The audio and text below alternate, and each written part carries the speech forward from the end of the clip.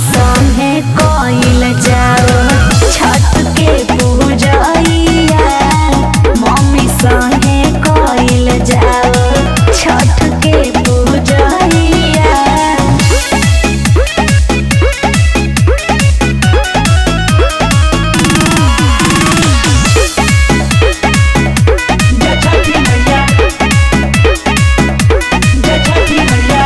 लूर ढंग जाने लूना कुछ देहात के अहो जाई भूल चुके तोह से छठी घाट पे। ये व्रत बहुत कठिन हो उसे का बोलो ना ये सब हमके सिखाइबे करी है कैसे देवल जाला और बताइबे करी है। चला तोरे संगे अमर जीते पड़ली पैया।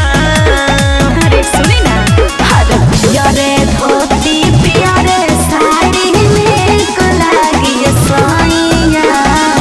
आमा संगे कोइल जाओ छठ के पूजैया। मम्मी संगे कोइल जाओ छठ के पूजैया। अरे ए जी का सोचतन।